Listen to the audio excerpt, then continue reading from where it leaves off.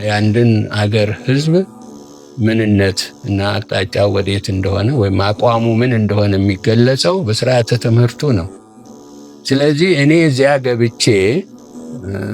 ሊሆን በሚገባው መንገድ የኢትዮጵያን የትምህርት አካሄድ ወይም ስርዓተ ትምህርቱ ጥንትም የነበረ ነው። ኢትዮጵያን ለዚህ ያበቃ በቤተ ክህነቱ በኩል የሚሰጠው ትምህርት እንደሆነ የታወቀ ነገር ነው። ያ እንዲቀጥል አልተፈለገም እና ኢትዮጵያን ለማፍረስ ለማጥፋት በሰው በኩል በክፉዎች በባዕዳን የተወጠነው በአገር ውስጥም ያሉት ደግሞ ይህን ተቀብለው መሳሪያ ሆነው ይህን ጥፋት ለማድረስ በተዘጋጁት ዘንድ ኢትዮጵያን ከዛሬ ካለችበት ሁኔታ እንድትወድቅ ለማድረግ የመጀመሪያው ጥረት በስርዓተ ትምህርቱ ላይ ነው የተደረገው እና እኔ እዚያ በመግባቴ ምክንያት የስርዓተ ትምህርቱ በዚያ እንዲቀጥል ስላስፈለጉ ነው ከዚያ እንድነሳ የተፈለገው እና እዚያም ብዙ ሳልቆይ ወደ መታሰቢያ ቤት የዳግማዊ ምኒልክ መታሰቢያ ቤት እንድዛወር ተደርጎ እዚያ የንብረቱ አስተዳዳሪ ሆኜ እንድሰራ ተደረገ። ለምን? እዚያም የትምህርት የቤተ ክህነቱ የትምህርት ክፍል ኃላፊ ስራ መሪ በሆንኩበት ጊዜ በዳግማዊ ምኒልክ መታሰቢያ ድርጅት አስተዳደር ውስጥ በአቋሙ የነጋሪት ጋዜጣው አቋም ላይ የቤተ ክህነቱ የትምህርት ኃላፊ እዚያ አስተዳደሩ ወይም የባላደራው ምርፋቅ ጉባኤ አባል ስለሆነ በዚያ ምክንያት እኔም በዚያ በአባልነት አገለግል ስለነበረ በዚህ ምክንያት ነበር እኔም ወደዚያ እንድዛወር የተደረገው። በዚያ እያገለገልኩ ቆይቼ ከዚያም እንደገና ወደ ቤተ ክህነት እንድመለስ ስለተፈለገ ለምን በዚያን ጊዜ ደግሞ የዓለም ተዋህዶ ሃይማኖት ኦርቶዶክስ ተዋህዶ ቤተ ክርስቲያኖች ጉባኤ እንዲደረግ በአፄ ኃይለ ሥላሴ በኩል ታስቦ ስለነበረ ያንን የጉባኤ ዝግጅት እኔ በጸሐፊነት እንድአገለግል ስለተፈለገ በዚህ ምክንያት እንደገና ወደ ቤተ ክህነቱ ገብቼ ያን አገልግሎት ከሰጠሁ በኋላ አሁንም እዚያ ያለሁ በቤተ ክህነቱ የበላይ ኃላፊ ስራ አስኪያጅ በኩል ብዙ ያልሆኑ ችግሮች እየተፈጠሩ ስለሄዱ እኔ ደግሞ እዚያ የምገኘው ለአገልግሎት ለስራ እንጂ ለሌላ አይነት ችግር ስላልሆነ በዚህ ምክንያት ብዙ ችግሮች ስለደረሱ ከዚያ በኋላ መቀጠል ስላልቻልኩ እንዳጋጣሚ የእግዚአብሔርን ፈቃድ ሆኖ ነው በእኔ በምኖርበት በዚህ በቦሌ ወረዳ በተባለው ውስጥ የቂርቆስ ሰበካ ባለበት ውስጥ ህዝቡ በህዝብ እንደራሴዎች ምክር ቤት ውስጥ እንደራሴው እንደሆን ስለፈለገ በእነሱ በኩል በጽሁፍ ጠየቁኝ። እኔም ፈቃደኛ ሆኜ በዚያ ለማገልገል እንደ አጋጣሚም ቀደም ብሎም በአዲስ አበባ ማዘጋጃ ቤት የዚሁ የሰበካችን እና የወረዳው ተወካይ ሆኜ ማዘጋጃ ቤት ምክር ቤት አባል ነበርኩና በዚያ አማካሪነቴ በዚያ አባልነቴ ነው እንደገና ደግሞ የመላው ብሔራዊው የምክር ቤት አባል የህዝብ እንደራሴነት በህዝብ እንደራሴነት የዚያ ምክር ቤት አባል እንደሆን እና ለምርጫ በእጩነት እንድቀርብ የህዝቡ ተወካዮች ሽማግሌዎች ስለጠየቁኝ እኔም ፈቃደኛ ሆኜ እግዚአብሔር ፈቃዱ ከሆነ መልካም በየትኛው ምናልባት በቤተ ክህነቱ የሚፈለገውን አገልግሎት እንዳበረክት ካልተፈለገ እዚህ ደግሞ በህዝቡ በኩል ማበርከት መልካም ነው ብዬ ያን ተቀብዬ ያው የምክር ቤት አባል ሆኜ በህዝቡ ዘንድ ተመርጬ እንግዲህ ቤተ ህዝብ በተባለው በኢትዮጵያ የእግዚአብሔር መንግስት ስርዓት ቤተ ህዝብ በተባለው ውስጥ ያው በአዲስ አበባ ማዘጋጃ ቤት ምክር ቤትም ሆነ በብሔራዊው የህዝብ እንደራሴዎች ምክር ቤት አባል ሆኜ ህዝቡን በቤተ ህዝቡ ያው ማገለግልበት ሁኔታ ነበርና በዚህ በኩል እንግዲህ አሁን እንዳልኩት በቤተ ህዝቡም በቤተ ምልክናውም በቤተ ክህነቱም ውስጥ እግዚአብሔር በፈቀደ በዚህ መልክ እያገለገልኩ ቆይቼ በመጨረሻውም ያው በመምሪያው ብቻ ሳይሆን የህዝብ እንደራሴዎች ምክር ቤት በሆነው ብቻ ሳይሆን በህግ መወሰኛውም ጭምር አባል ሆኜ ያገለገልኩበት ነው የቤተ ህዝቡ እና እዚያው ምክር ቤት የህዝብ እንደራሴ ሆኜ እያለሁ ነው ያው ንጉሠ ነገሥቱ በአፄ ኃይለ ሥላሴ እና በቤተ ክህነቱም ሊቀ ካህናት እና በቤተ ህዝቡም ሊቀ መንበር አሳቢነት ያው የአክሱም ጽዮን ንቡረ እድ ሆኜ ሄጄ እዛ እንዳገለግል ስለታዘዝኩ ስለተሰየምኩ ወደ አክሱም ሄጄ ያው አክሱም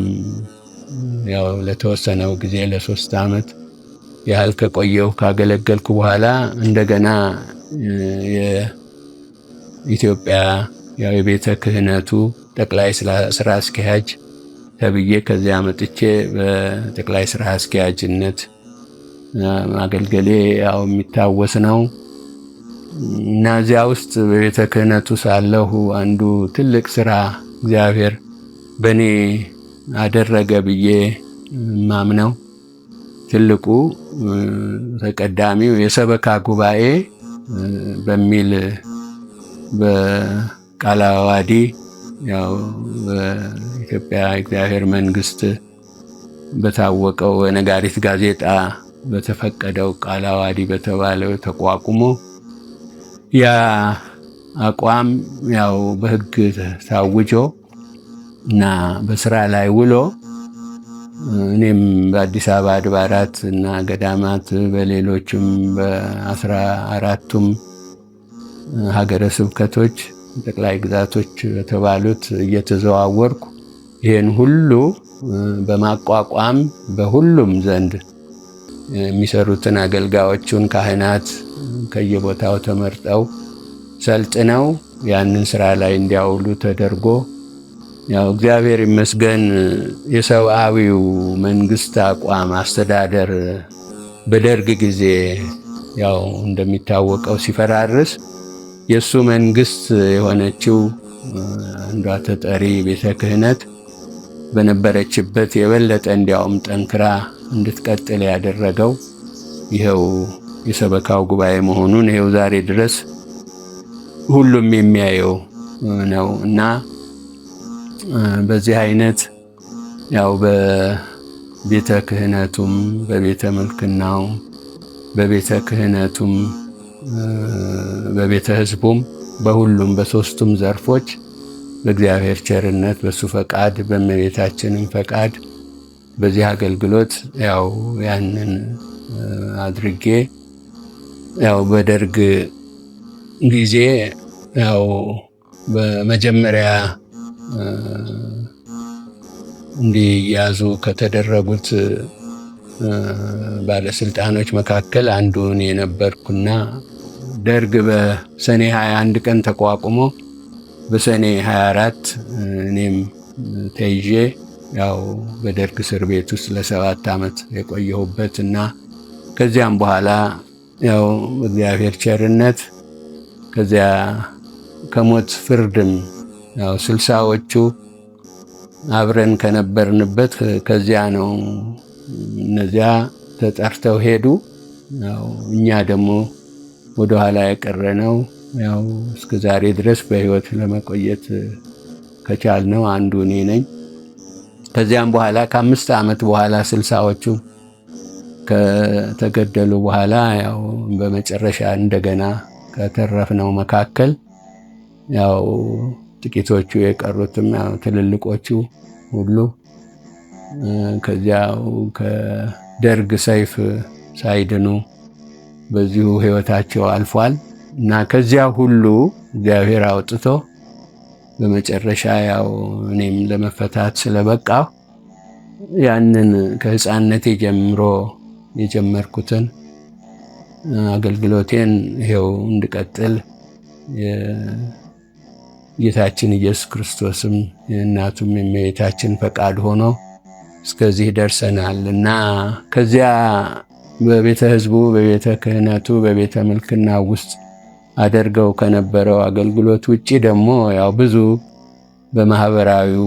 ክፍል ብዙ አገልግሎት ከሰፈር ከሰበካ ጀምሮ እስከ ላይ ድረስ ያው በማህበራዊ መልክ በድርጅቶች በማህበሮች ውስጥ ደግሞ ያው ራሴም እያቋቋምኩ ያንንም እየመራሁ እያገለገልኩ ብዙ ጊዜን በዚያ ነበር ማሳልፈው በእግዚአብሔር ቸርነት። ከነዚህ አንዱ በጣም ትዝ የሚለኝ መቼም የኢትዮጵያ ድርሰት ማህበር የሚባለውን ከጥቂት ጓደኞቼ ጋራ የድርሰት ሰዎች ጋራ ያው አቋቁሜ ያንን በጸሐፊነት ለብዙ ዓመታት ሳገለግል ቆይቼ ከዚያ እኔ ወደ አክሱም ንቡረእድ ሆኜ በሄድኩበት ጊዜ ነው የሌሎቹን የሆነ ማህበራዊ አገልግሎቶች የድርሰት ማህበሩንም ዋና ጸሐፊነት አስረክቤ ለአቶ መንግስቱ ለማ አስረክቤ ወደዚያ የሄድኩትና እግዚአብሔር ይመስገን በእነዚህ የህይወት ዘመኖቼ ሁሉ በእግዚአብሔር ፈቃድ በእግዚአብሔር ቸርነት ይህን የመሰለውን አገልግሎት እንዳበረክት አድርጎ የነበረ ነውና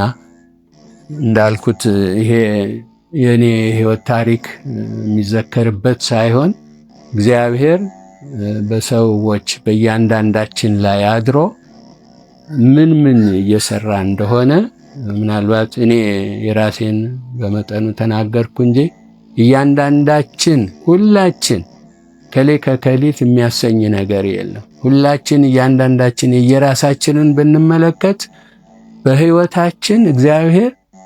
ለራሳችን ብቻ አይደለም በየራሳችን አማካይነት እሱ ምን እያደረገ እንደሆነ ልንረዳ እንችላለንና እኔም በዚህ ጊዜ በዚህ አገልግሎቴ እኔ ራሴ አረኩት የምለው አንድም ነገር የለም። ያው እግዚአብሔር እኔን ፍጡሩን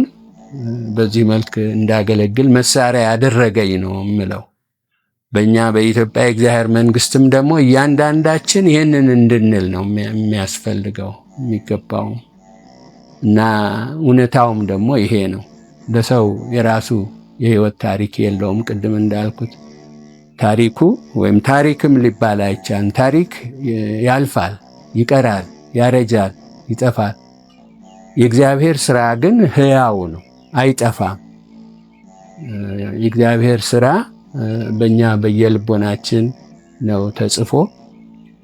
በህይወታችን ነው የሚገለጸውና ሕያው ነው ለዘላለም። የእግዚአብሔር ስራ ታሪክ ነው ሊባል አይቻልም እና ምናልባት በረጅሙ ተናገርኩ ይመስለኛል። ይሄ ነው።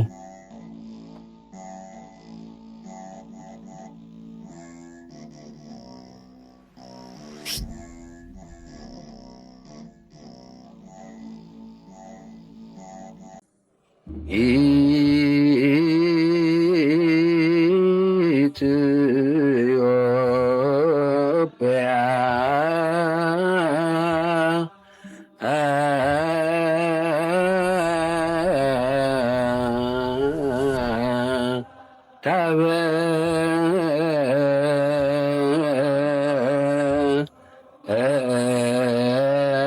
ታበጽሕደ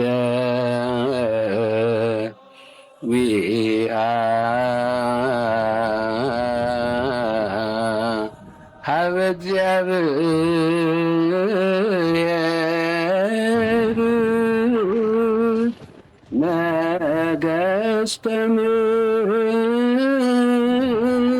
ምድር ሰብሖ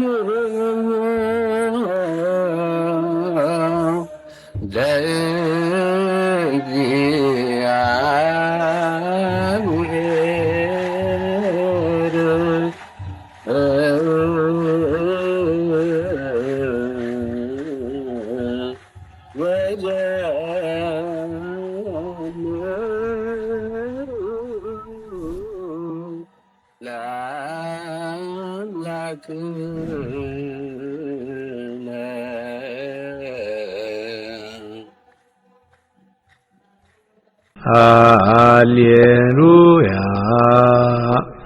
ሰላም ለኪ ኦ ማርያም ደብረ መቅደሱ ለእግዚአብሔር ሰላም ለኪ እንተ መልዕልተ ኩሎሙ ቅዱሳን። በስመ አብ ወወልድ ወመንፈስ ቅዱስ አሃዱ አምላክ አሜን። እነሆ የማርያም መንገድ ማምለጫ መዳኛ ለአዳም ዘር በሙሉ የእግዚአብሔር አንድነት ፍቅር የእመቤታችን ቅድስት ድንግል ማርያም አማላጅነት ከሁላችሁ ጋር ይሁን እያልን የማርያም መንገድ የተሰኘ አዲስ መንፈሳዊ ሚዲያ ይዘን ቀርበናል። በዚህ መንፈሳዊ ሚዲያ አብ ወልድ መንፈስ ቅዱስ ያዘጋጁት እምዬ ቅድስት ድንግል ማርያም የባረከችው የሥጋና የነፍስ ምግብ የሆኑ ሀልወተ እግዚአብሔር፣ ትምህርተ ሃይማኖት፣ ክብረ ድንግል ማርያም፣ ዝክረ ቅዱሳን፣ ገድለ ቅዱሳን፣ የኢትዮጵያ ኦርቶዶክስ ተዋሕዶ ቤተ ክርስቲያን ታሪክ፣ ሥርዓተ ቤተ ክርስቲያን፣ የሀገራችን ቅድስት ኢትዮጵያን ታሪክ፣ የኢትዮጵያ ነገሥታትና የጀግኖች አርበኞች ታሪክ እንዲሁም መንፈሳዊ ዘጋቢ ፊልም ያገኙበታል። የማርያም መንገድ ማለት መዳኛ ወይም ማምለጫ ማለት ሲሆን ትውልዱ ስለ ኦርቶዶክስ ተዋሕዶ ቤተ ክርስቲያንና ሀገረ እግዚአብሔር ሀገረ ማርያም ተብላ ስለምትጠራው ቅድስት ኢትዮጵያ ታሪኳንና ማንነቷን እንዲያውቅ አውቆም የራሱን ቅዱስ የሆነ ታሪክ እንዲሰራ ለማስቻል የሚሰራ ኢትዮጵያዊ ቀለም፣ ኢትዮጵያዊ አሻራ ያለው ሚዲያ ነው። በውኑ ኢትዮጵያዊ መልኩን ወይስ ነብር ዥንጉርጉርነቱን ይለውጥ ዘንድ ይችላልን? በዚያን ጊዜ ክፋትን የለመዳችሁ እናንተ ደግሞ በጎ ለማድረግ ትችላላችሁ። ትንቢተ ኤርምያስ ምዕራፍ 13 ከቁጥር 23። ይህንን መንፈሳዊ ሚዲያ ለመደገፍ ሼር፣ ላይክ፣ ሰብስክራይብ ያድርጉ። እናመሰግናለን። እነሆ ከዛሬ ጀምሮ ትውልድ ሁሉ ብፅዕት ይሉኛል። የሉቃስ ወንጌል ምዕራፍ 1 ከቁጥር 48። ሰላም ለኪ እንተ መልዕልተ ኩሎሙ ቅዱሳን